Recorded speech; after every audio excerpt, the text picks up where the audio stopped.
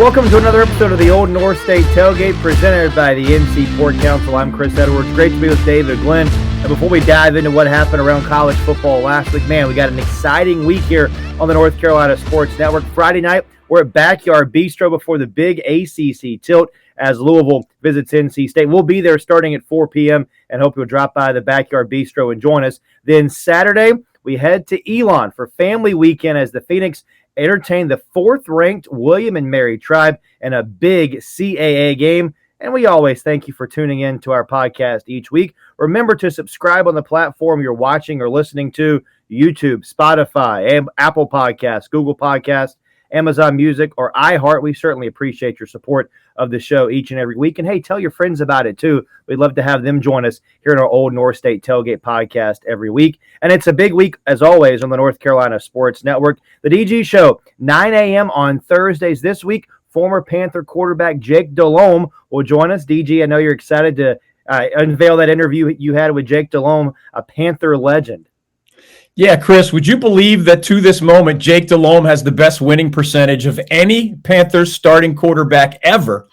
And he's been excited to sort of join our ranks in a sense. You know, we've always known him as that quarterback, but he's been a member of the Panthers broadcast crew for about 5 years now. So he's having a lot of fun with that. So, man, we get into everything from being raised in a Cajun family in Louisiana. How'd he end up loving horses and football when most of his buddies were hunting or fishing? All the way through his college career, he went to Europe for a while. And unlike Bryce Young, who, of course, we asked Jake about during his visit, Jake was 4, 5, 6 years into his NFL career before anybody asked him to be the starter. So that experience helped him rather than being thrown into the fire.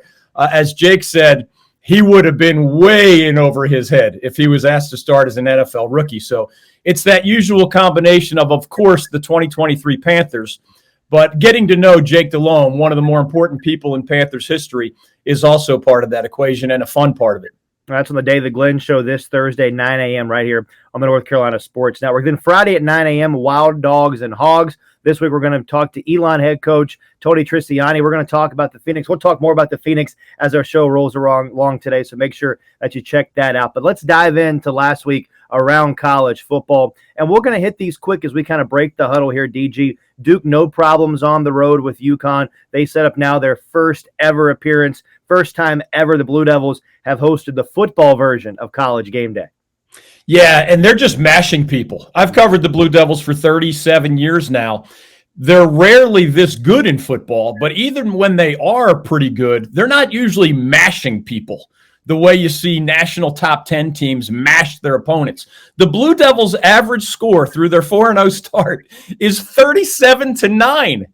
That means they're good offensively, which they were last year when Mike Elko was the ACC Coach of the Year, but they're also really good defensively, which is Mike Elko's trademark as the longtime defensive guru who finally got that head coaching opportunity in Durham starting last year.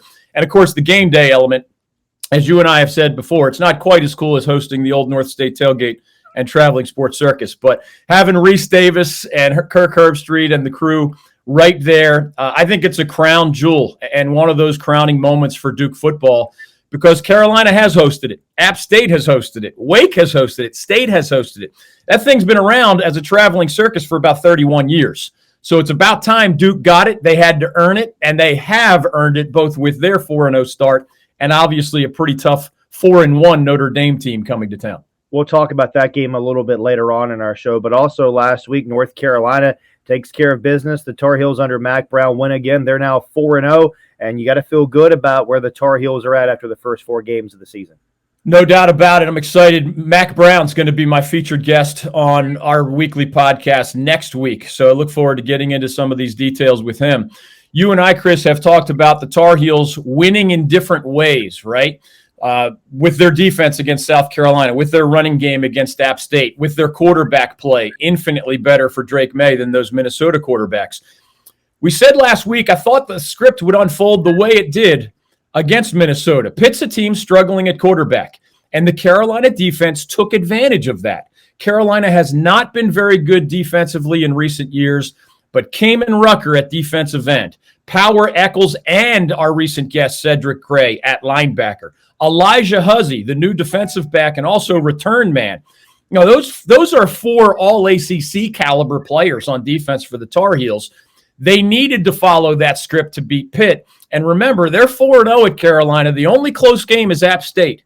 Unlike some recent Carolina teams that put up good records, they're not letting teams hang around. They put the finish on South Carolina in Charlotte. They put away Minnesota of the Big Ten. And they strangled the life out of the Panthers up in Pittsburgh. That's a big step forward for Carolina. We'll see where they go from 4-0 as they enjoy this open week. But this is one of the better teams I've seen in Chapel Hill in a number of years. Well, one team that's finally getting in the win column for the first time this year is East Carolina, a 44-0 win over Gardner-Webb. I don't know that you can call games in September must-win, but that felt like a must-win game for the Pirates last week.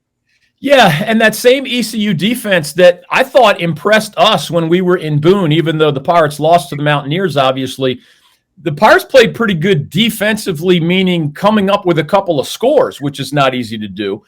Against Gardner-Webb, yes, it's an FCS opponent, but it's hard in modern-day college football to shut a team out or to keep a team out of the end zone even. The Pirates' last shutout was 23 years ago against a Duke team. So they shut out Gardner-Webb. That's a baby step in the right direction. I thought it was intriguing that Mike Houston had both Alex Flynn, the new starting quarterback, and Mason Garcia, the original starting quarterback, have a lot of snaps against Gardner-Webb. Mike Houston knows deep down inside that to go on the road right against Rice this week or to beat some of their other American Athletic Conference opponents, they're just flat out going to have to be better offensively. Whether it's Flynn, Garcia, somebody else, they know that is the key to the rest of their season, and they did take steps forward against Gardner-Webb in that regard. And we'll wrap up kind of a recap of last week with Appalachian State. Boy, a heartbreaking loss for the Mountaineers out in Wyoming. And now I talked to some App State fans earlier this week. Man, they're just so unhappy. And Sean Clark may be on the hot seat, maybe not. I mean, this App State team, it's like one step forward and maybe 2 steps back for the Mountaineers right now. For those who didn't watch that game, there were only a half a dozen huge plays for Wyoming. So think about how many plays are in a college football game. Way over 100, right? Mm-hmm. There was one big play offensively for Wyoming, and then, as you're trying to kick the polish the win off field goal, it's not only blocked, which is bad enough, but it's returned for a touchdown. That is the kind of devastating loss that it'll be interesting to see how the Mountaineers react emotionally for the rest of their schedule.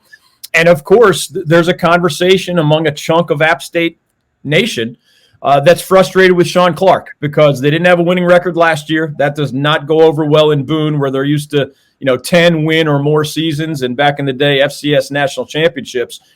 He has to lead this team back to where it wants to go, because that was as much of a gut punch when it looked like, to me, App State was the slightly better team than Wyoming. To come home with a loss in that fashion is especially painful, and has at least the beginnings of a conversation around Sean Clark at App State that we've already seen around Mike Houston at ECU. All right, let's talk about this Duke team now and just this program around Mike Elko, DG. Obviously, David Cutcliffe took Duke from where they were, which is a dormant program for so many years, and created something special in Durham, kind of slacked off there toward the end. And Mike Elko, again, has elevated this program to heights it's really never seen before. Maybe hadn't seen it since Steve Spurrier won the ACC title for the Blue Devils back in the 80s. Yeah, this is a team, or a program rather, that, remember, has only had one top 25 finish in roughly the last 50 to 60 years. That's a really long, long time. And obviously, Steve Spurrier did lead them to that shared ACC football title back in 1989. But it's been infinitely more bad than good in Durham on the gridiron, as a lot of that school's other programs have been world-class and even national championship caliber. So credit to Coach Cut. He was the guy responsible for that top 25 season. He was the guy responsible for bringing the program back basically from the dead.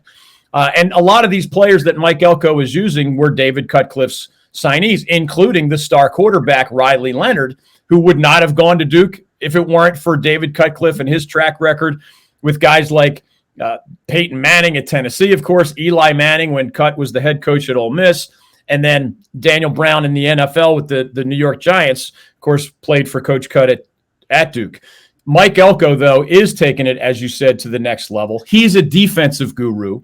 He has that dual threat quarterback in Riley Leonard, which is going to be a huge, huge positive against a Notre Dame team, for example, this week that frankly has a little more talent than Duke does.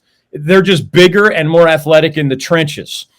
That doesn't mean you can't beat Notre Dame. It just means that in the trenches, you're probably not going to win the battle. Maybe you play it to an even level. But if you have skill players like Riley Leonard, like a Jalen Calhoun at wide receiver and in the return game as well, and you are starting 4 really old, savvy, experienced, hardened guys, including our recent guest, Dwayne Carter at defensive tackle. Those guys were all starting for the Devils last year, all 4 of them. So Coach Elko said this week, this is the best offensive line we've ever seen. I mean, Joe Alt, the Irish's left tackle, probably, seriously, could be playing in the NFL right now. Not an exaggeration. His dad's a famous former NFL player as well. That is central to the challenge for the Blue Devils against the Irish. But in the bigger picture, man, you're bringing game day to town. You're ranked in the national top 20. As we said earlier, you're mashing your opponents. 37-9. I know not everybody was a juggernaut on the other side of the field, but that includes Northwestern of the Big Ten, right? A team that just put up an impressive overtime victory last weekend in a Big Ten matchup. So it's not 4 straight pushovers on the way to the Blue Devils' 4-0 start. DG, you mentioned the win for Northwestern last week, the overtime win, Duke obviously beating Northwestern a couple of weeks ago. The Wildcats searching for a new head coach with the Pat Fitzgerald situation. Also an opening at Michigan State with that situation as well. Mike Elko has done some really impressive things in Durham in a year plus. As we get later into the season, let's assume the Blue Devils keep winning. I imagine Coach Elko probably a pretty hot commodity on the coaching carousel when things open up after the football season. I think you're right, and this is going to be fascinating to watch, especially once we get to December, for example, if the Blue Devils keep winning. And for those who forget, Mike Elko was the 2022 ACC Coach of the Year in his maiden voyage as a head coach. If you win 9 games at Duke and you're the ACC Coach of the Year in your first year ever as a head coach after doing amazing things at Wake and Notre Dame and Texas A&M and elsewhere as a universally respected defensive guru, you're going to be on the radar. Now, if you put together back-to-back big-time seasons at Duke, I promise you're on the radar. And, Chris, you and I have been around for a long time. Here's what this stuff almost always boils down to. I say almost because occasionally there's a personal tie to a school that makes a guy stay there and be even more entrenched and maybe not even looking at the landscape very often. But let's face it, 9 out of 10 or more coaches are willing to listen when others call, especially if they're offering bigger dollars, or this is important to most guys, do I have a chance to win there, right? So, for example, I would not automatically consider the Northwestern job in the Big Ten a better job than the Duke job in the ACC. If I'm Mike Elko or his advisor, I wouldn't automatically consider Michigan State a better job. It's a good job with a good football tradition, but you got to try to beat, the Michigan's, you're number 2 in your own state, right? You got to try to beat the Ohio States of the world as well, Penn State, Wisconsin, etc. That's not an easy job. So, and of course, there's also the personal element. Keep in mind that Mike Elko is an Ivy League graduate, and he talked to us on the David Glenn Show earlier this year about how much he loves speaking with and interacting with young men of a really high caliber in terms of their intellect, their academics, their life goals, and everything else. Now, he has seen it at Wake and Notre Dame in very similar ways than what he sees at Duke. But he's also seen it at Texas A&M, which is a more run-of-the-mill, football kind of factory rather than a glistening academic athletic balance, right? So he's seen college football from all sides. Part of this really will ultimately end up depending on what does Mike Elko want personally. What is Duke offering him? He has praised Duke for how they've invested in facilities. He's already gotten a contract extension, and he's only been there a season and a half. I'm sure he's fairly compensated, although I don't know his exact number off the top of my head. Of course, other schools can offer more money. But if I'm Mike Elko, I'm waiting for a job offer that is a lot better than what I already know I like at Duke. Be careful about the whole grass is greener on the other side thing. The last guy at that other school got fired probably because of some problematic situations. Mm-hmm. And it might not be easy to win there, and your wife might not want to live there, and there's a lot of other things going on. So, of course, knowing Mike Elko, he's tunnel vision right now. It's all about continuing to win football games at Duke. And then once December arrives, we have to wait and see what else opens up all over college football. Because, again, if I'm Mike Elko, I'm not leaving for Northwestern or Michigan State, although there are other schools that I would take that phone call. And to kind of piggyback off that thought, you talk about beating the Ohio States and the Michigans. Think about next year, you've also got to start beating the Southern Cals and all the other teams that are coming into the Big Ten as well. Everybody is somewhere in the pecking order, right? Yep. There are schools in your own and this is true for him at Duke, obviously. There are schools in your own conference that are pouring more resources into football, have more historical success in football, have more players in the NFL that they can recruit off of that image in a way that's beyond what Duke can say.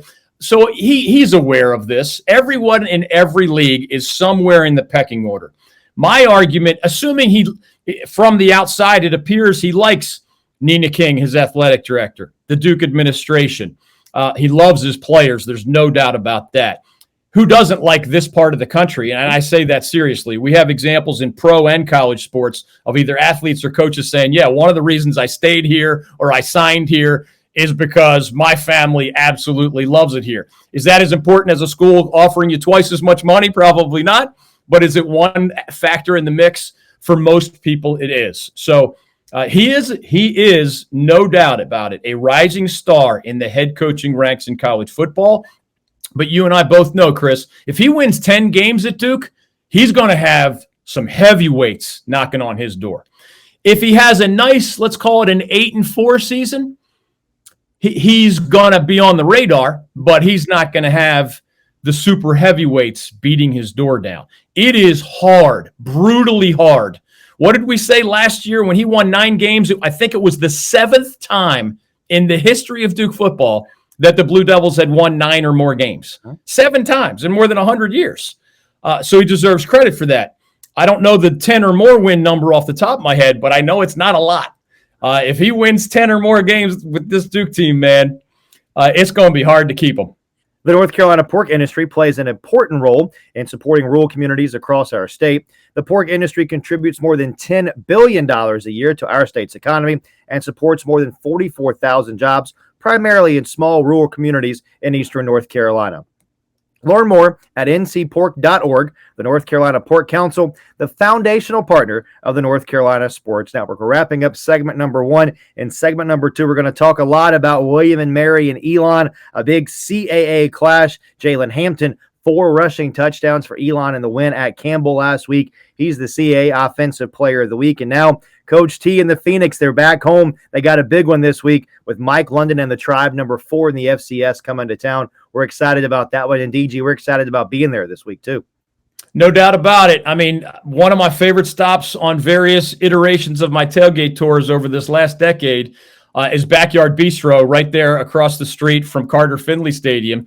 So we get to double down this week, man. We get the Wolfpack, Backyard Bistro, Carter Finley with Louisville in town on a Friday night. And we've got the Old North State Tailgate and Traveling Sports Circus doubleheader with another of my favorite spots. I've been going to Elon for about a decade as well.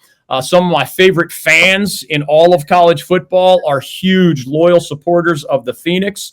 I've gotten to know Coach Trisciani a little bit over the years. He's a really impressive guy. The Phoenix have only been to the FCS playoffs, Chris, 4 times in their history. And Tony Trisciani, their current head coach, has been a part of 3 of those 4, 2 as a defensive coordinator, and then just last year as their head coach. He's an impressive guy from a football family. His dad was also a coach. And this is an impressive football team that, remember, finished in the FCS National Top 25 under Coach Trish just last year. And they're considered one of the better teams in the Coastal Athletic Association again this season. We're going to talk to Coach Trish coming up in our next segment. Mike Waddell and Elon alum, Coach Jimmy Collins, will sit down with the head coach of the Phoenix, Tony Trisciani. Now, as we go into the break, here are the scores from last week involving teams across North Carolina college football with our Jimmy scoreboard right here on the Old North State Tailgate. Stay with us. We'll have more of our Old North State Tailgate coming up right after this.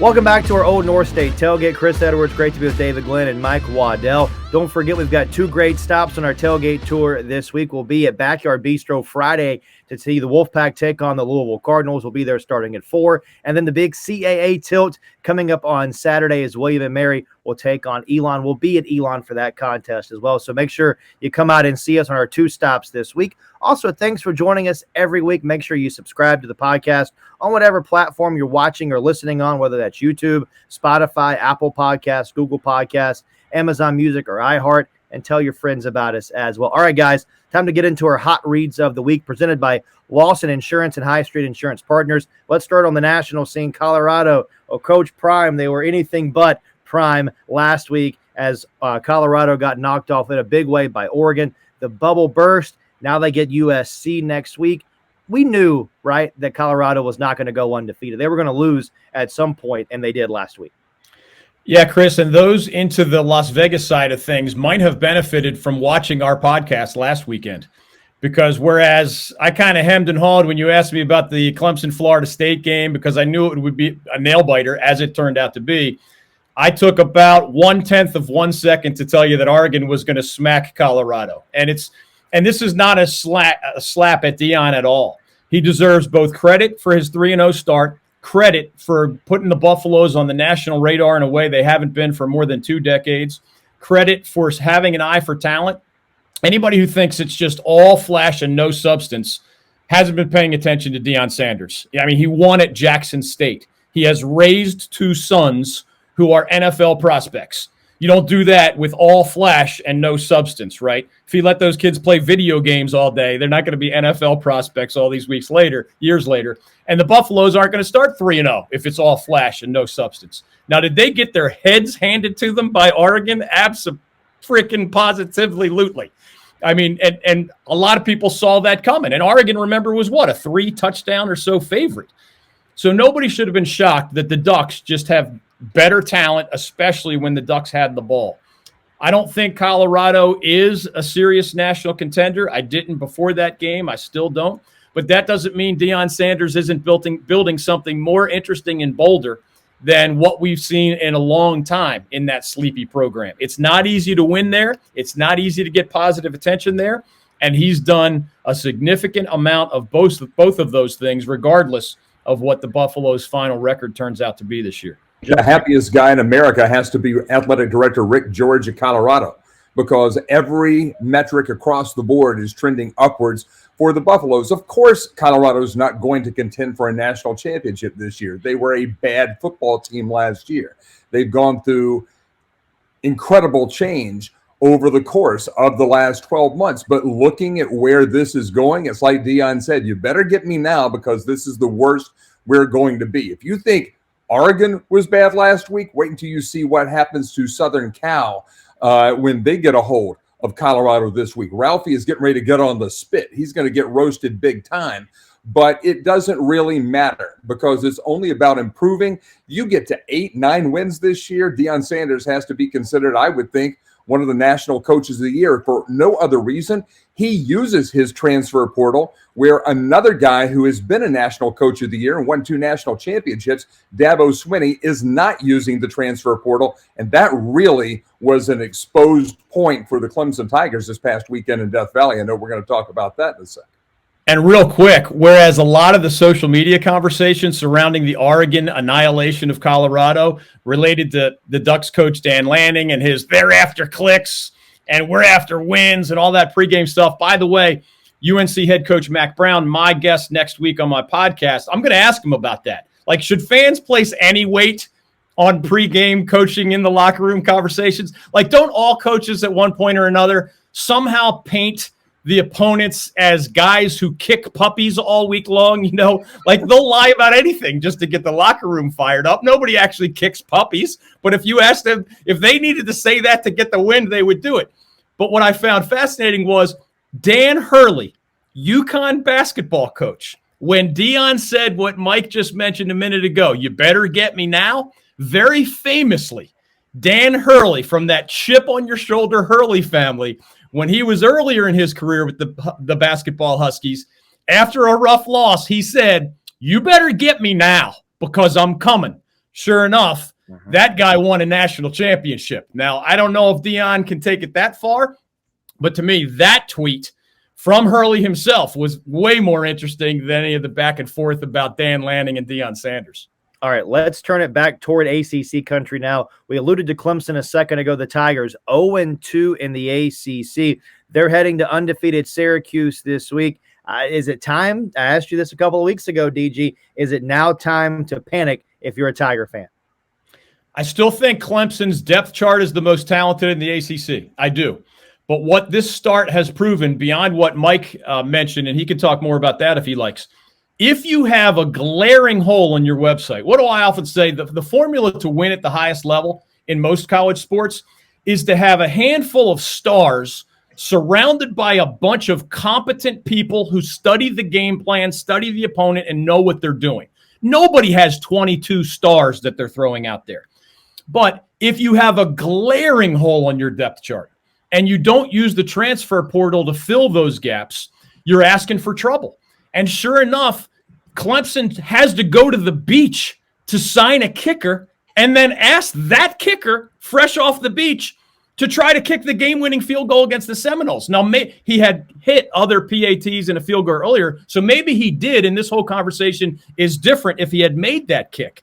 But one glaring hole at place kicker, and I would argue, as we've discussed all season long, it's not that Cade Klubnik, the Clemson quarterback, is not talented or he's not going to be good or he's not already good at some things. Clemson lost at Duke primarily because Cade Klubnik was not ready for that spotlight or, credit to Duke, that Duke defense.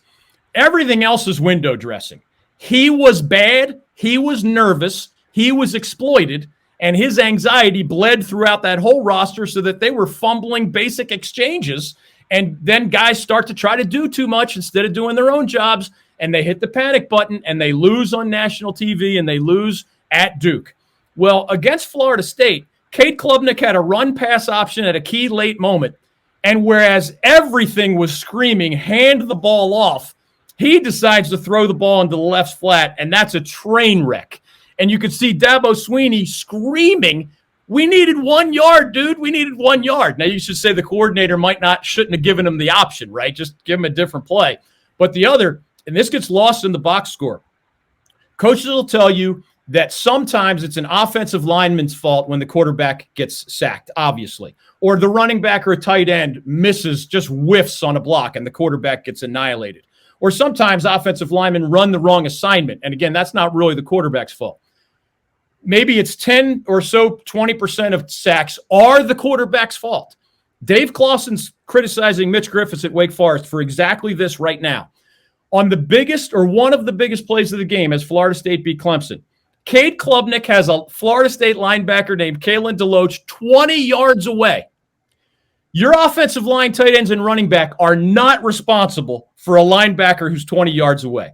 If he does one of those hesitation blitzes, it's a quarterback's job to have that internal clock That's your problem as the quarterback. You cannot ask your blockers to get a late blitzer that starts from a 20-yard rush.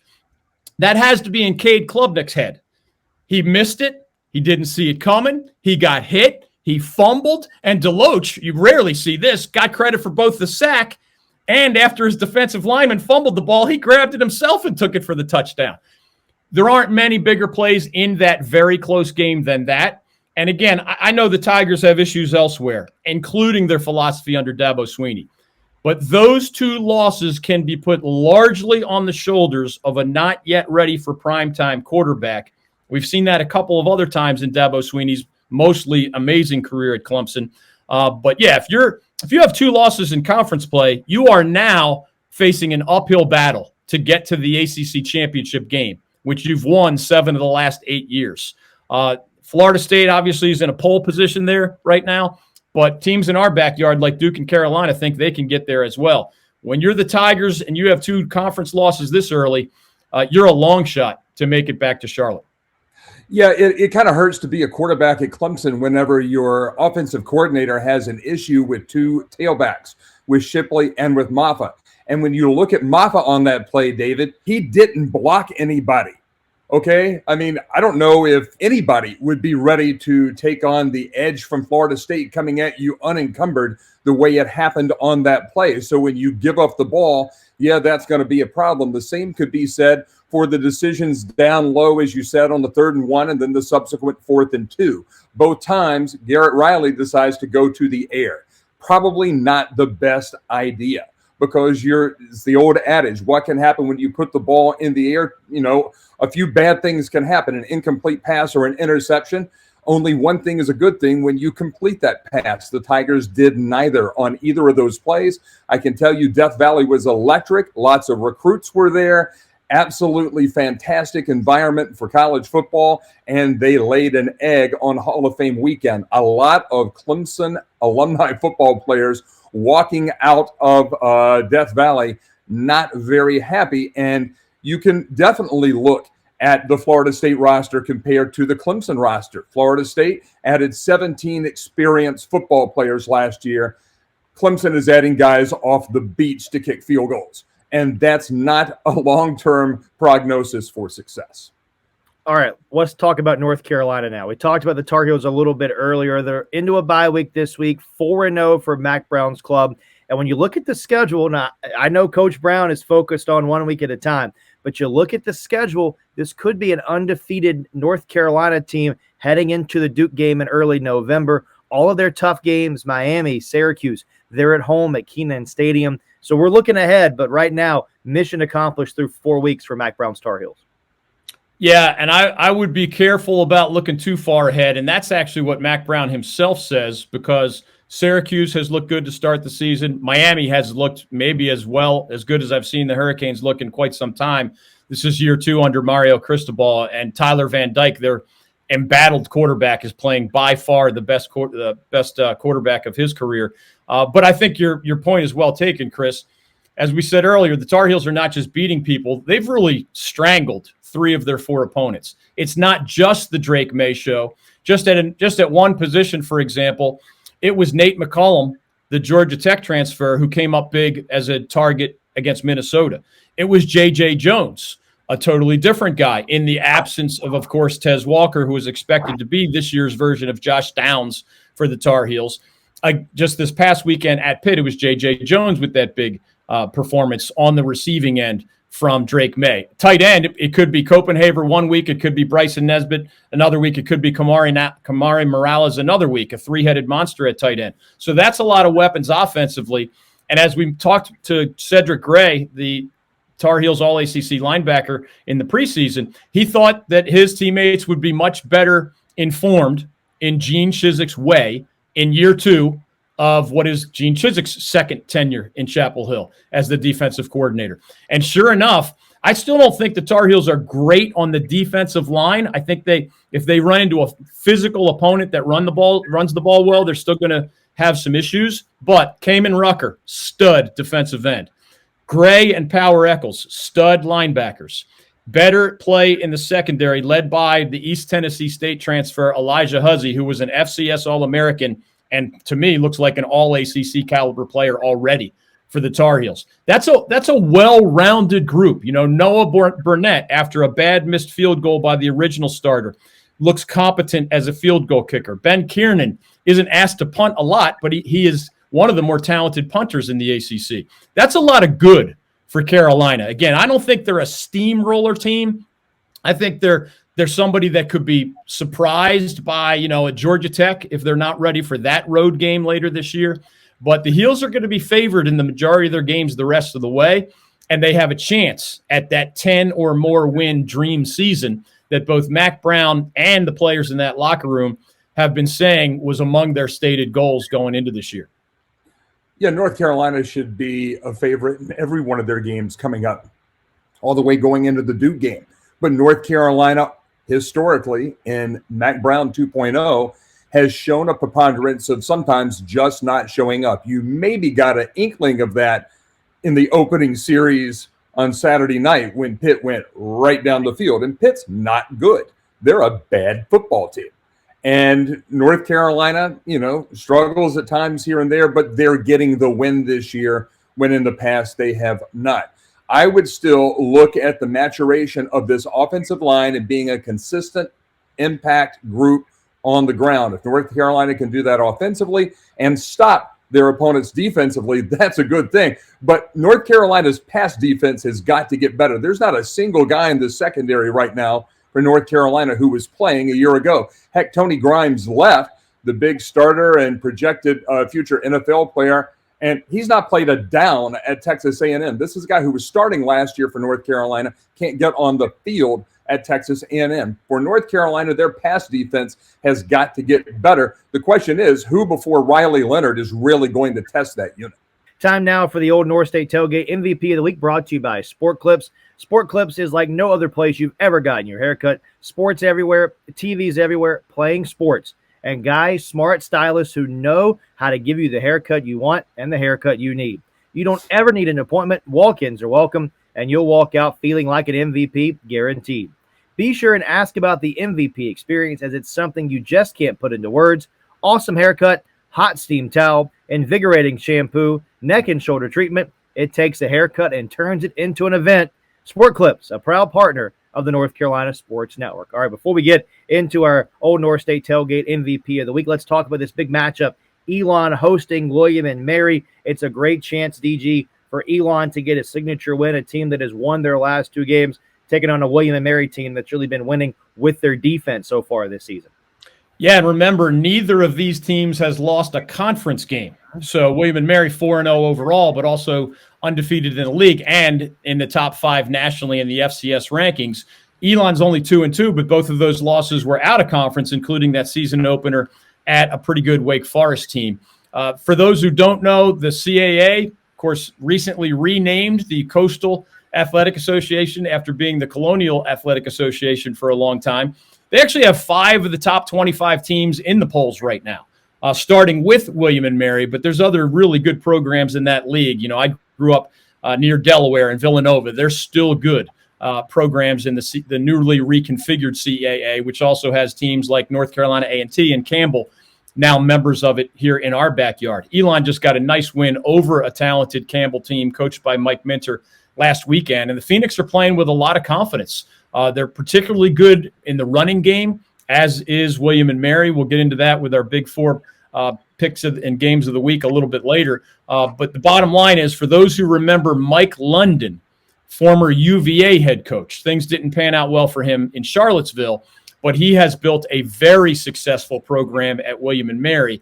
And they're not only in the top 5 this year, they won the CAA last year. They won 11 games last year. They made the FCS playoff quarterfinals a year ago. And I think they finished in the national top 10 of the FCS polls as well. Just remember, Elon under Tony Trisciani also was a top 25 team last year and might be again this season. You're exactly right, David. And earlier this week, Coach Jim Collins and myself had the opportunity to sit down with the head coach of the Elon Fighting Phoenix, Tony Trisciani. We talked about the 2023 season to date and also last week's big CAA win for the Fighting Phoenix on the road at Campbell. I went down to Campbell, got a great road win against a real talented football team and a well-coached team. Mike's done a great job down there just building that program. And, got a great win and sets up a big matchup here with William and Mary. If you've followed our matchups here in recent times, we've had some barn burners with these guys, some really good football games. So it's family weekend here. We're going to have a great crowd. It's going to be an awesome atmosphere. We have a member of the Elon family here on the show, of course, and Coach Jim Collins, and you know Coach Collins pretty well. But I tell you, what kind of a responsibility do you feel leading an Elon program, which really dating back to when I was coming up, the Fighting Christian era back in the NAIA? This was the Nebraska of the NAIA, and in great ground attacks. I mean, just absolute offensive powerhouses and bone-crushing defenses.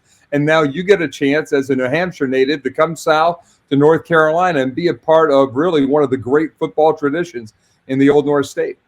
Yeah, it's awesome. And that's one of the things I love about this place is the tradition. And there's a lot of people that remember, they remember the late 70s, the early 80s.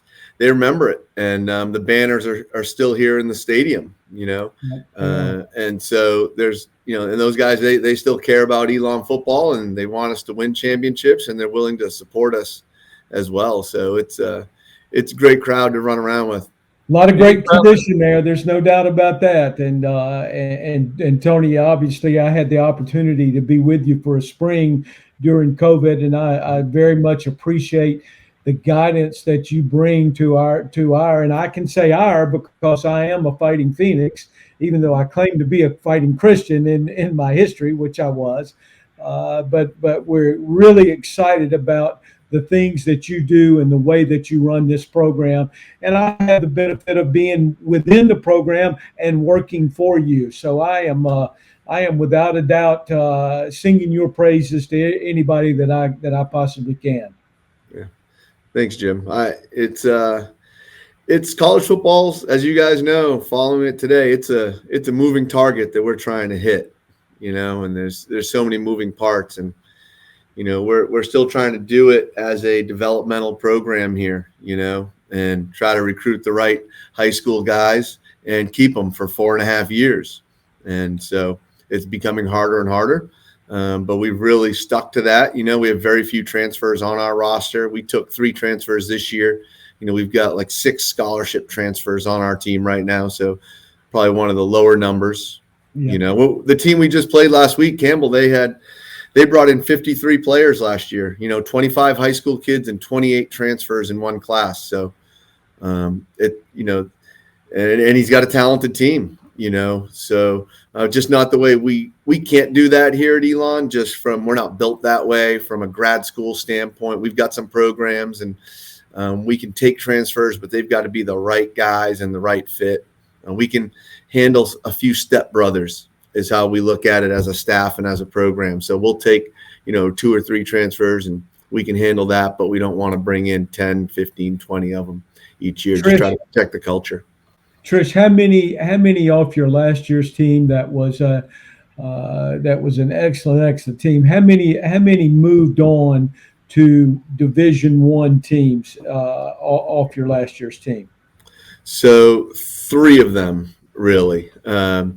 Trayvon Jones, who was a great corner for us. I'm sure you remember him. I do. And so he didn't graduate until May, so he had to stay here. He got an Elon degree, which is awesome, and had an opportunity. He was committed to James Madison and then flipped to Minnesota late in the spring. So he's at Minnesota right now. He's starting at corner. He was leading them in tackles early in the season, had a big interception in the game against Nebraska. He's playing really well up there. And, I ran into Coach Fleck over the summer. He's like, you guys did a great job with him. He's a great kid, super competitive, fun to coach. And their training table was able to add some pounds onto him, so he doesn't weigh 160 anymore. He's probably up to 175 now. So he benefited from those resources. And then Omar Rogers went to ECU, and he's played a little bit sparingly. but he's at ECU. Mike Purcell was a 6th-year player for us, so he's got a 7th year. He initially went to Duke and then left Duke after spring ball, and he's at Maryland now. He started a little bit for them, playing off and on for them at Maryland. And Jeff Yerk was our punter. He's the only one that left without a degree. He was a sophomore. He went to Pitt and tried to earn the punting job there at Pitt. He ended up 5th in the country for us, like 44-yard average, but wanted to play at a Power 5 school and Power 5 program, so went up there to Pitt. And we had one more transfer, DJ Moyer, who's a running back, who went to Robert Morris. Okay. So obviously the Elon culture is doing just fine. You're coming off the big win in the CAA against Campbell, and you have the reigning CAA Offensive Player of the Week, Jalen Hampton, 169 yards and 4 touchdowns. I watched that game over the weekend. Wow, this kid just powers, and he gets a lot of yards after contact. He's a tough blue-collar kid. He's awesome. And he's got great vision. He's patient. When he sees a crease, he'll hit it, and he'll run behind his pads. He'll accelerate his feet on contact. Gets a lot of dog yards, that you don't see. Doesn't look like it's there, but he finds them, and he's a tough tackle to make, and he's awesome. Yeah, we're happy we've got him. We got to keep him healthy, piece him together every week, and roll him out there. Now, what kind of a defense will William and Mary bring? Mike London, usually known for having tough, gritty defenses. Are they, again, tough in the trenches, or are they better out on the edge? They're an edge team now. They have 2 of the best edge rushers, really, in the league, in the country. So Nate Lynn and Pius are both edge rushers, and they're going to come hard. And they're experienced on the back end too, Mike. So, they're not maybe as good on the inside of their D-line as they have been. But they're really good on the edge. They're good on the back end, and they're leading the country right now in several defensive categories.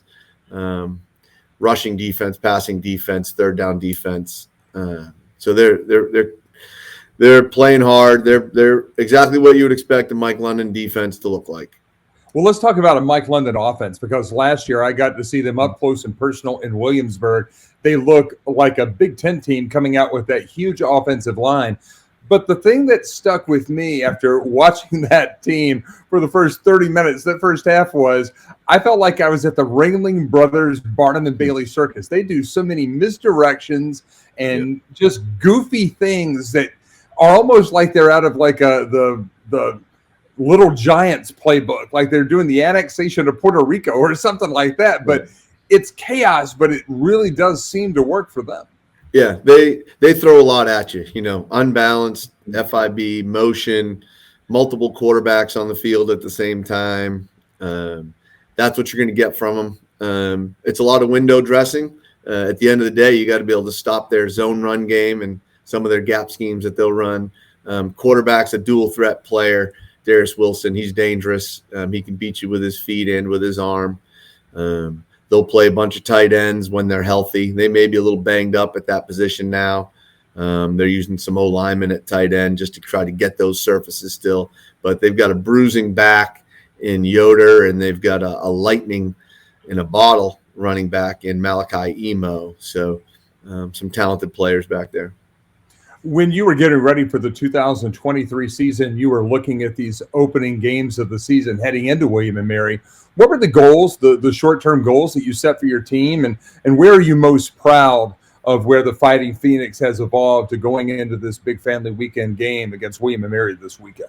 Yeah, when I looked at our schedule, I said, dang, that's a tough schedule. And I wasn't the only one. I think we were ranked second in the country for the second toughest schedule in FCS. And when you look at it, our non-conference opponents, Wake Forest has been to 7 straight bowl games, and Gardner-Webb was a conference champion and advanced to the second round of the FCS playoffs. And then North Carolina Central, who's coming up as a non-conference opponent, they're a championship team. They beat Coach Prime and Jackson State, and So they're a postseason team. So all three of our non-conference games are postseason football teams, which is not how you want your scheduling to go as an administrator. That's not the way you want it to line up, but that's our schedule, And so what I am proud of is how we have gotten better each week. Got off to a real slow start at Wake, played much better in the second half. Very well. Had a similar issue at Gardner-Webb, and we went through some quarterback changes early in those first two games. We flip-flopped through a couple different quarterbacks there to try to see who could provide the spark, and both of them found a way to do it. The last 2 weeks now, we've improved, certainly at the quarterback position and all around as a program in all three phases, and we've been able to stack 2 wins. And so now we've got to stack together some good practices this week. Motivation won't be an issue for our team. Where we know William Mary well, they know us well. It's become a bit of a rivalry. I know we're not their rival. They've got Richmond and, as their rival, but this is a game where, both teams are going to play hard. It's going to be a good football game. Mike, thanks a lot. When we come back, David and I and Mike will go inside our Excel Moving and Storage Big Four games of the week. And as we go to the break, here are the college football games this week involving North Carolina teams presented by King Neptune's Restaurant.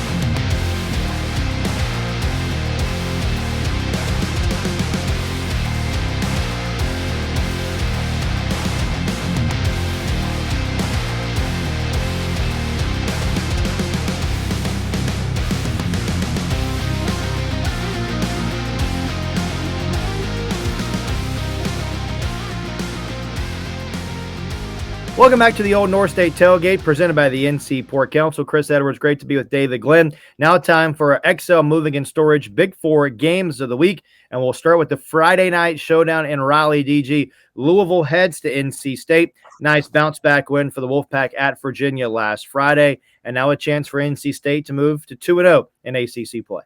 Yeah, this is going to be a challenging contest for NC State because the Wolfpack just has not been able to hit on all cylinders offensively, and they're going to need to be better on that side of the ball to have a chance to beat Louisville, which is not only 4-0 under the Cardinals' new coach, Jeff Brom, who's a former Louisville quarterback, and one of 19 FBS coaches who are leading their own alma mater. Sean Clark of App State would be another example of that.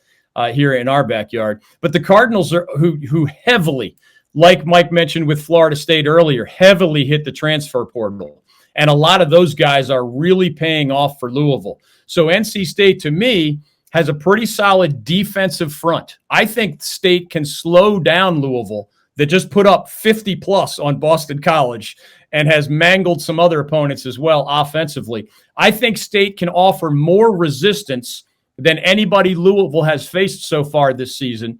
They have a really talented new quarterback named Jack Plummer. He actually, this sounds strange, he spent 4 years with Jeff Brom at Purdue, but then jumped to Cal, where he was the Bears starter last year and threw for 3,000-plus yards and a bunch of touchdowns. And then when Jeff Brom took the Louisville job and looked at his depth chart, he's like, man, that guy who was with me at Purdue for 4 years and didn't even start a lot for the Boilermakers, maybe a dozen or so games total over 3 years. He looked really good for Cal last year. Maybe he could plug into the top of my depth chart. So Louisville is teeming with confidence. They have one of the best running backs in this league in Jawar Jordan, who, Chris, is averaging almost 10 yards per carry. That's a lot against anybody. Yeah. The Cardinals also have one of the best wide receivers in the league. His name is Jamari Thrash. He's at 100 yards per game receiving among the ACC leaders. He was an all Sun Belt guy at Georgia State last year and another transfer portal guy for Louisville. So it's going to be up to the Wolfpack offense to kind of offer that Wolfpack defense to put up that resistance that I think they're capable of. And then it's going to have to be the continued growth of the Wolfpack offense. Brendan Armstrong can run and throw, but it's never a good sign when your quarterback is your leading rusher, at least not in a traditional offense. Casey Concepcion, freshman wide receiver, made some big plays last week in the win against Virginia. Maybe we'll see more growth there. But the Pack needs a running back to emerge. The Pack needs more of the offensive line to just kind of come together. Brendan Armstrong needs more help.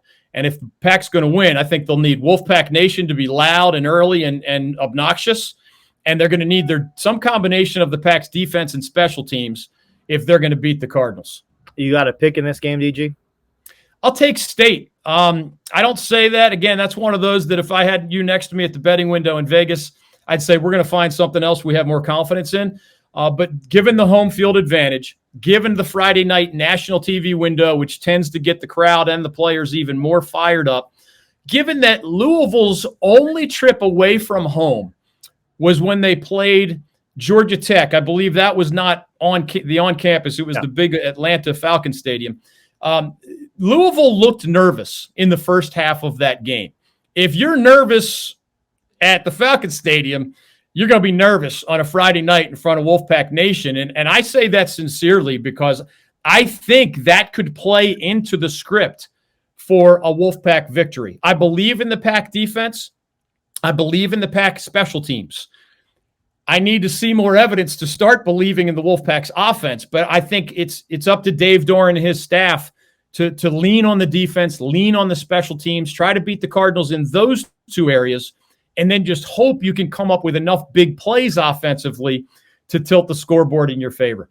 All right, game 2 on our Big 4 games of the week presented by Excel Moving and Storage. East Carolina off their first win of the season. Pirates on the road this week in American play. The new look American, they'll be at Rice. The Pirates with their best defensive effort of the year. First shutout, as we mentioned earlier, in 23 years against Gardner-Webb. But still some questions, despite scoring 44, still some questions about this ECU offense heading into this week.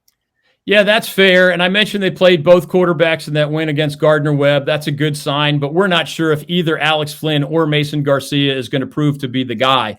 One of the reasons we included this in our Big 4 games of the week, the other 3 are all obviously sexier matchups, if you will. But I think when you look at the big picture, which we're following for Sean Clark at App State, but also Mike Houston at ECU, later this year, the Pirates are going to be underdogs at least 3 times. SMU is a good conference opponent. We're actually going to be there with our Old North State Tailgate and Traveling Sports Circus in Greenville for that Thursday night game against SMU, leading into that matchup at Dowdy-Ficklin on national TV. They're going to be underdogs against UTSA, and they're going to be underdogs against Tulane. If you're already 1-3 and you know you're going to be underdogs 3 more times at least, you better take care of business in what I'll call these toss-up matchups, okay? Rice is at home. Rice is a 3-point favorite, but a 3-point favorite, I mean, that's darn close to a toss-up game. ECU took a huge step forward defensively with that shutout last week. Baby steps forward offensively against a lesser opponent. And it's up to Mike Houston to come up with a game plan where, oddly enough, when Rice has the ball, Chris, it's going to be the best part of Rice. It's offense, especially if JT Daniels, their well-traveled but very talented quarterback, is healthy. He limped off the field last week, so I don't know as we speak his status. But it's kind of more strength versus strength when Rice has the ball. When ECU has the ball, we all know the Pirates' offensive complications. Rice is bad defensively. So what happens when a bad offense goes against a bad defense? I don't know. But maybe the Pirates can gain some confidence offensively against a Rice defense that just really hasn't stopped anybody. So that's the hope for the road victory. And anyone playing the game all the way out, you got to get to 6 wins to get to a bowl. And I know this sounds weird, but you and I have seen this happen before. If you somehow scrape your way into a bowl and maybe win it and you're 7-6, the taste that leaves versus 5-7 or 4-8 with no bowl game, it's not a slight difference in the way the fan base reacts. It is a night and day difference. And that's why I think this trip to Rice is an important one for Mike Houston. Like the Pirates in this one, or think Rice is going to pull it out? I'm going to take the Pirates. I will not claim to know the Rice personnel. I've seen JT Daniels. I've seen how bad the Owls are on defense. Maybe it's just wanting to see ECU and Mike Houston do well that pushes me toward the Pirates. Again, it's kind of like the Wolfpack. I don't know what to expect from the Pack offense. I don't know what to expect from the ECU offense. Those are the things that have to be resolved in practice. And then ultimately on game day, that's the main place you gain confidence. It's going to take progress for the Pack to beat Louisville offensively. And it's going to take progress offensively for the Pirates to go to Rice and beat the Owls. All right, game number 3. We'll be there on Saturday as part of our Old North State Tailgate and Traveling Sports Circus. William and Mary visiting Elon. William and Mary so far the class of the CAA. They've won it with their defense, as we mentioned. Elon winning back-to-back games now, maybe feeling better about themselves. This is a big chance for Elon to get a statement win. It is, and it's a much different challenge than what they just accomplished against a good Campbell team. Campbell likes to throw the ball around, at least this year under Mike Minter. And the Elon defense, that's Tony Trisciani's background is defense. They sacked a very talented Campbell quarterback 7 times, and that was a huge difference in that game. William and Mary likes to run the ball down your throat. I mean, if you're not careful, they'll not only run for 200 yards, they'll run for 300 yards. And they have a ground-oriented attack that can still put up 30-plus points per game. That's why they're in the national top 5. That's why they were in the FCS quarterfinals last year under Mike London. So Elon's defensive game plan is going to have to be crowding the line of scrimmage and trying to force William and Mary to throw. Interestingly, I think the same approach will be taken by William and Mary's defense against Elon. For those who haven't seen the Phoenix, there is a Virginia Tech transfer named Jalen Hampton, who's one of the best running backs in the CAA. He didn't get a lot of playing time with the Hokies.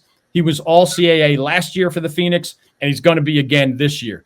He is a rugged, tough, hard-to-tackle guy, and he had 169 yards on 33 carries against Campbell last week. So that is a workhorse. Now, William and Mary, of course, can read box scores and study videos too. Which team, when the opponent crowds the box, can throw it just a little bit?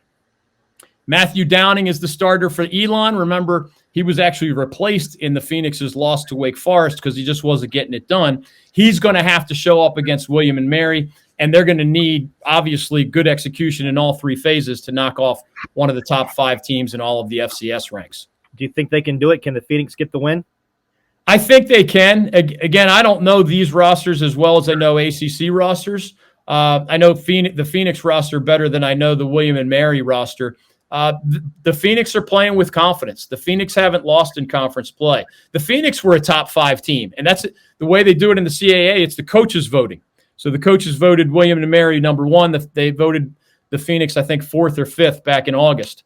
And so this is not like a lopsided matchup just because you see the number 4 next to William and Mary and unranked for now next to Elon. I don't think it's going to play out that way. Elon needs to find playmakers offensively to go with Jalen Hampton.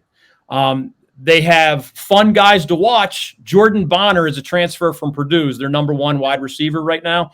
John Carlos Miller II is a big tight end from Greensboro Dudley High School. He's a really good player and a big dude, 6'5", 230 plus. And then Chandler Brayboy. He looked really good in that Wake game. He's a wide out kick return combo guy. I think they're going to need a kick or punt return for a touchdown or a blocked punt or a blocked kick or something beyond the norm to spring the upset. But it's certainly capable of happening, and it's more fun if I pick the home team, so I'll take the Phoenix. All right, last game we're going to talk about this week, the big one in Durham, primetime on ABC. College game day is there, Duke hosting Notre Dame. Now, there's a lot of questions about this game, right? But for the Blue Devils, are they ready for the primetime spotlight? Duke obviously has already played in one of these primetime made-for-TV type games against Clemson on Labor Day night. Maybe they can rely on that experience, but it's a much different opponent in Notre Dame than the Blue Devils faced in Clemson on week 1 of the season. Yeah, I love how you phrased that question, Chris, because I think the answer to will they be ready to the spotlight is an easy answer. It's yes. I mean, Riley Leonard has the poise, the maturity, the leadership skills that Cade Klubnik did not when he kind of led Clemson down anxiety lane as Riley Leonard led the Blue Devils down confidence lane, right? So I'll be shocked if the Devils are not emotionally ready for the moment. And that Duke fan base is as energized as I've seen it in a long time. So they're going to create a heck of an atmosphere at Wallace Wade Stadium. Rather than are they ready for the spotlight, I think the biggest question is, can they handle or at least counter the monster running game of Notre Dame? We all know Sam Hartman is a good quarterback. And Sam Hartman, didn't have huge numbers in the loss to Ohio State, but has been good every time against other opponents. It really starts with that dominating, huge, athletic Notre Dame offensive line and several running backs, but led by the guy we saw with that 80-yard touchdown, Audric Estime.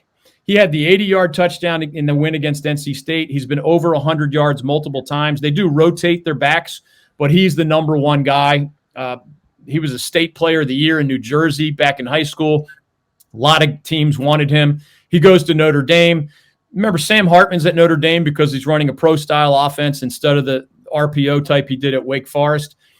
And it's pro-style, man. They're going to run until Duke shows that running is complicated. Mm-hmm. And the good news for Notre Dame is if Duke puts up enough of a fight against the Irish running game, the Irish have Sam Hartman. It's going to be harder, I think, for Duke to run the ball against Notre Dame, but Riley Leonard is a running threat in a way that Sam Hartman really is not. Sam occasionally runs. Riley runs as part of the Duke offense. And as we mentioned earlier, Duke also has a couple of pro prospects on the offensive line, just as the Irish do. So I think Notre Dame is the better football team. What are the Irish number 11 visiting the number 17 Blue Devils in the Associated Press poll? I don't think this is a lopsided matchup. I think Notre Dame is slightly better. And I'll pick Notre Dame to win this game, but I am intrigued and fascinated by the possibility of the Blue Devils having two surprises waiting for us, just in the month of September, which would be an incredible accomplishment beyond what Mike Elko and the Devils have already accomplished. I do want to ask you this before as we start to wind things down. You mentioned the emotions, and is Duke ready? We think they are. Is there a thing for Duke as being too emotional to start the game, where maybe something goes, you look to make a big play, you try to do too much, that turns into points for Notre Dame, and then the game sort of goes sideways on you? I think they follow Mike Elko's lead on this, and I think they follow our recent guest Dwayne Carter's lead, our recent guest Riley Leonard's lead. These are level-headed, mature young men or coaches. And I don't think that's a risk for the Blue Devils. Anything can happen. It can be an emotional game. But I think Duke's smarter than most teams. I think Duke is as mature as most teams. I don't think Duke, what did we say going into the Clemson game? The only road to a Blue Devil victory was that we weren't sure if Clemson would react to early adversity well. We thought Duke would, thanks to Riley Leonard. We weren't sure if Clemson would. Sure enough, that's the script that played out. Now, because of Sam Hartman, I don't think Duke can follow the same script to beating Notre Dame that they used to beat Clemson. Sam Hartman is a polished product. As Mike Elko said at his press conference this week, guy's in his sixth year. We're not going to show him anything he hasn't seen before, right? But it does start in the trenches. That's where Notre Dame has a slight advantage on both sides of the ball. As much as we love seeing the ball thrown around, this is still a game that starts with man-to-man combat, basically, within the rules of football. That is the Irish's big edge. If you want to look for a silver lining, Porter Wilson at Duke is becoming one of the best punters in this league. He can flip the field, like with a 60 or 70-yarder. I don't know if it'll be a lower-scoring game the way the Irish just had against Ohio State, but if so, Duke has a weapon at punter. They have a field goal kicker who just booted one from 50 yards last week. That's a nice tool to have in your toolbox. And they have Jalen Calhoun, one of their star receivers, is also a really talented return man. So could the Devils make a big play or two on special teams? I think they have an advantage on special teams, Duke, just as the Irish have the advantage in the trenches. Both quarterbacks are just really good and fun to watch. So I'm glad game day is here. I'm glad the eyes of the nation are going to be on the triangle. It feels like it's that way all the time in college basketball. It's not often that way in college football. So I wish the Blue Devils well against a really good Notre Dame team. And it's just fun to have so many outstanding, optimistic storylines for our state's college football teams as we're about to turn the calendar into October. All right, give me one closing thought as we wrap things up this week. I hope Duke maximizes the game day experience.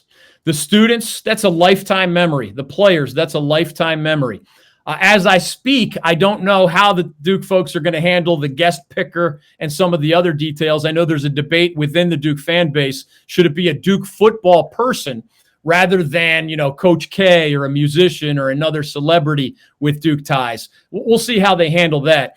But I know, Chris, the first time game day came to North Carolina soil was 1997. I was there in person as Bobby Bowden and undefeated Florida State visited Mack Brown Part 1 and undefeated UNC. This was a November game. When you have two undefeated teams placing each other in November, and they're both still undefeated, of course game day is coming to town. It was called the largest regular season game in the history of the Atlantic Coast Conference, and those teams were awesome. And what I remember about it, besides the Seminoles' defense just being too much for the Tar Heels to handle, and FSU did win that game, Franklin Street was rocking. Kenan Stadium was as loud as I have ever heard it, and I'm not kidding, in 37 years of going there. So in other words, the UNC football program, the Chapel Hill community, the Tar Heel fan base, they met the challenge. They lived up to the game day hype in the first ever trip of that circus to North Carolina soil. I think Duke will do the same. They may end up losing the game the way the Tar Heels did to Florida State, but leaving that off to the side, and I'm not discounting the Blue Devils at all, I think they're going to rise. I still remember that trip to Chapel Hill in 1997. What is that? 26 years later? It can be that special. And I just hope everybody enjoys riding that beautiful, fun, mesmerizing, thrilling wave, regardless of what ends up on that scoreboard at Wallace Wade. The Old North State Tailgate is an exclusive presentation of the North Carolina Sports Network. Foundational partner, the North Carolina Port Council. Executive producer is Mike Waddell. Head of content, David Glenn. Coordinating producer, Melvin Quitman Jr. Thanks again to all of our special guests. For David Glenn, Mike Waddell, I'm Chris Edwards signing off for this edition of the Old North State Tailgate, the official tailgating soundtrack of the 2023 football season, right here on the North Carolina Sports Network.